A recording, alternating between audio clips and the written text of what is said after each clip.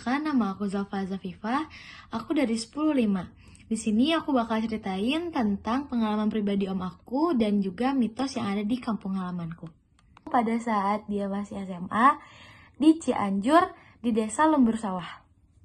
Pada saat om saya itu masih menginjak bangku SMA, dia selalu bolak-balik ke sekolah, ke rumah, karena memang jarak yang tidak terlalu jauh dan juga dia dulunya adalah paskibra.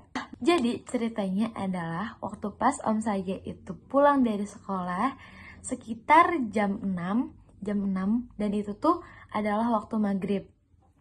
Pas banget azan, dia ngelewatin ada namanya tuh jalan Kebon Mangu.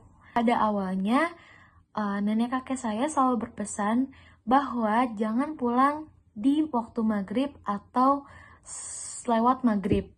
Karena menurut mereka pada saat kala itu jalan tuh masih sangat sepi dan rawan begal dan juga rawan hewan buas karena banyak sekali hutan yang belum dicapai oleh warga sekitar. Namun om saya ini tidak mendengarkan kata itu. Jadi om saya tetap saja terobos. Pada saat dia melewati kebun mangu itu, dia sudah mendengar lantunan azan maghrib yang dikumandangkan. Awalnya dia ragu untuk melewati jembatan itu karena dia takut terperosok. Pada saat itu sih jembatannya masih sangat minim ya, kayak cuman kayu gitu, nggak punya besi, nggak punya apa. Nah, pada saat dia melewati jembatan, lalu ini turunan dan di sini tuh mulai tanjakan. Jadi jembatan itu adalah perantara antara turunan dan tanjakan. Nah, tanjakan itu sangat curam, tidak yakin bisa melewatinya. Tapi karena terburu-buru dan sudah maghrib juga, takut dia dimarahin sama kakek nenek aku, jadi om aku langsung aja gas tuh ke tanjakannya. Pada saat di pertengahan tanjakan, dia melihat nenek-nenek melintas. Karena dia kaget, jadi dia banting setir motornya jatuh ke bawah dan tubuh dia berguling-guling dari pertengahan tanjakan sampai ke bawah dan dia jatuh ke sungai. Tidak lama dari situ ada warga sekitar yang hendak pergi ke masjid, lalu dia melihat motor yang masih menyala, lalu dia melihat ke bawah dan dia melihat om saya sedang tergeletak di bebatuan yang dialiri dengan air.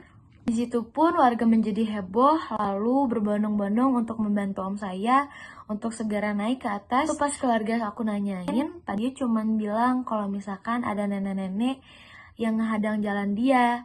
Jadi pas pertengahan tanjakan itu, tiba-tiba ada nenek-nenek berhenti depan dia dan udah hilang begitu aja. Emang jembatan itu tuh, nah mitosnya dulu tuh di situ emang banyak penunggunya dan salah satunya pun itu dia nenek-nenek. Di sini juga aku bakalan ngasih fakta-fakta tentang mitos-mitos yang menurut kalian ada sangkut pautnya nggak sih sama tentang horor-horor gitu. Pernah denger gak sih mitos tentang nyapu-nyapu tengah malam?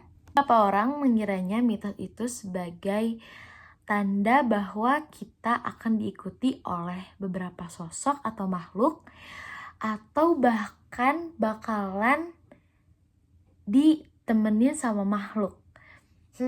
Salah ya guys. Sebenarnya orang tua zaman dulu itu beranggapan bahwa kalau kita nyapu-nyapu tengah malam atau selepas maghrib, itu tuh rezeki kita bakalan kebawa atau bakalan hilang. Jadi nyapu-nyapu tengah malam itu bisa dibilang kayak ngilangin rezeki lah gitu.